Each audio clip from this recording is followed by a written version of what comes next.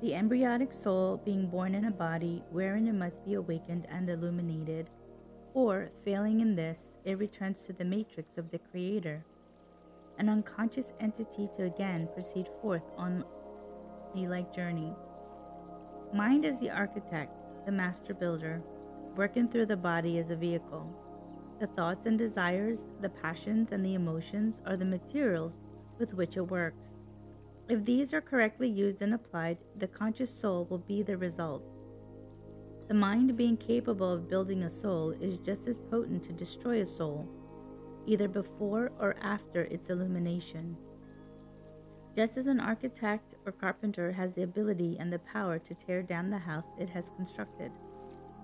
Men, other than idiots or who have become imbecilic as a result of disease, who no longer possess a soul or the divine spark which might have been feigned into one, have destroyed it by continued evil, sensual, selfish, degrading thoughts, desires, and acts.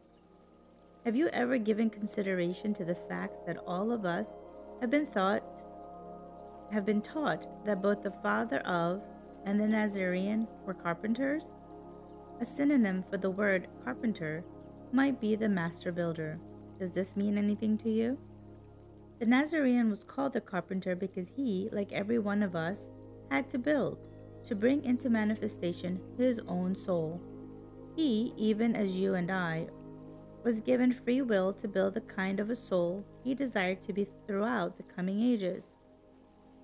His choice was the consciously individualized soul, a soul such as the scripture terms the Christ.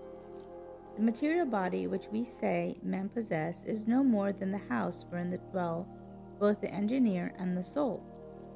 The soul, not being material any more than is the engineer or the builder, must possess a place wherein to dwell and with which to move, a vehicle through which it may manifest. This body confesses the indwelling soul or the lack of one. The body, every human body, acknowledges either a soul that has been brought into consciousness or one that is yet in darkness, buried beneath centuries of the debris resulting from gross thoughts, desires, and deeds. If the mind, through the body, continually manifests disease, sin, anger, malice, conceit, deceit, selfishness, false pride, and still other evils, then it is certain the soul still remains dormant and asleep, and is in need of much effort to bring it into consciousness.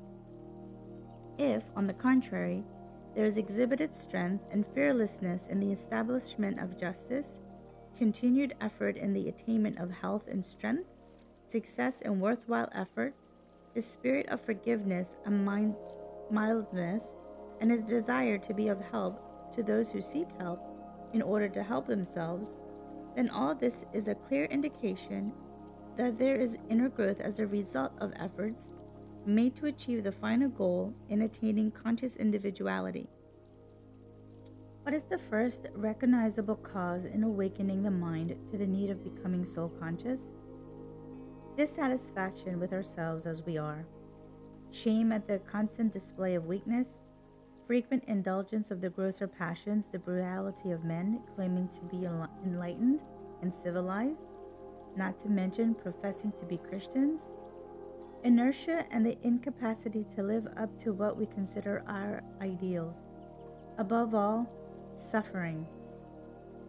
These are the active agents which bring us into the realization that all is far from well with us and induce us to seek for something better and more satisfying. What are the forces that can be directed and applied in soul development and bringing it into consciousness? Thoughts and actions that conform to the operating laws is taught us in all sacred books. The desire to transform or transmute the gross passions into ennobling emotions. The ever-present desire to cease being the slave either to our own weaknesses or to the evil direction of others. The expectation associated with constant effort to attain actual freedom through the development and manifestation of individuality. The subjection of the personality to the spiritual self and the individuality. A search to gain the knowledge of what man was really intended to become, and then to make every effort to achieve that goal. One of the first lessons to learn is that all men are in the course of becoming individuals and therefore should have the same freedom we claim for ourselves. This implies the action of an absolute law which makes it possible to profit at the expense of another without suffering from it ourselves, which in turn teaches the law of exact justice. All evil thoughts we have of others, every attempt made to profit at their expense or to bring sorrow or loss to them, will unfailingly react upon the one attempting it, and is registered upon the soul of the guilty one. All that we may wish, desire, or will to come to or upon another is certain to make its indelible impression upon our soul, and will become an external testimonial, either a reward or a penalty.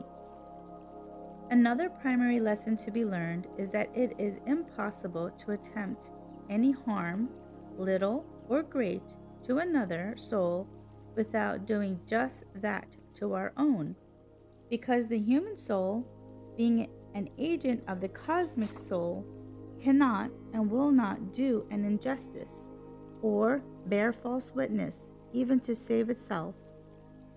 It is helpless to defend itself.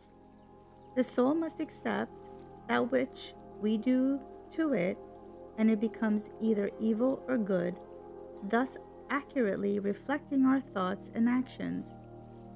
It is impossible for us to make conscious efforts to purify our thoughts, free our desires of evil, act constructively, and work towards spiritual enlightenment and illumination without impressing all of these upon the soul, and thereby uplifting it to the degree of the efforts made. That is the law. Its action is absolute and on the basis of aim and effort. The soul, once awakened and become conscious, is powerful for good, eternally existing, and a co-worker with the world saviors. No force in heaven or hell can sway it or hold it in bondage. It is its own master as surely as was a Jefferson, a Franklin, a Washington, or a Lincoln, and can no more be swayed by popular passion than were these men. Condemnation of the mass, suffering, and even loneliness mean nothing to it. It finds its peace within. Its arms are linked with the cosmic soul. Once conscious individuality is even partially attained, the soul will continue to evolve onward despite all trials and tribulation, all suffering and loss of material possessions. When it is awakened to the degree of an understanding of its divine inheritance, it lives in the consciousness of truth and righteousness.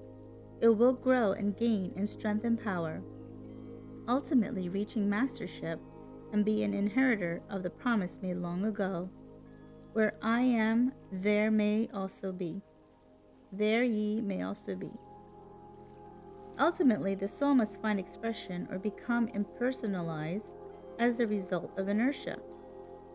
Even the unfortunately born, the dwarf, the blind, the deaf, the dumb, and the misformed possess this divine spark, which, if brought into manifestation, will make them masters of self and of men. The soul of man, whatever its degree of development, will continue to exist as long as there is good in it.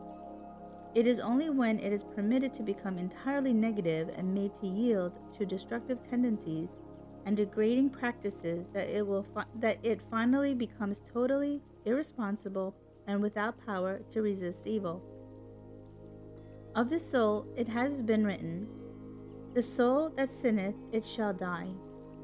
Dying should be understood to mean that it becomes impersonal, non-individualized, and as such returns to the cosmic soul to again begin its worldly journey anew.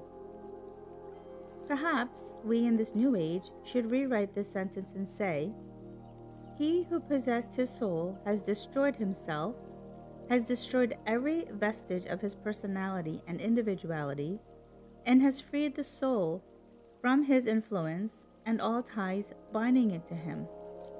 Henceforth, his soul goes forth as a free, newborn entity in the manner of souls in the beginning, when the sons of God saw that the daughters of men were fair.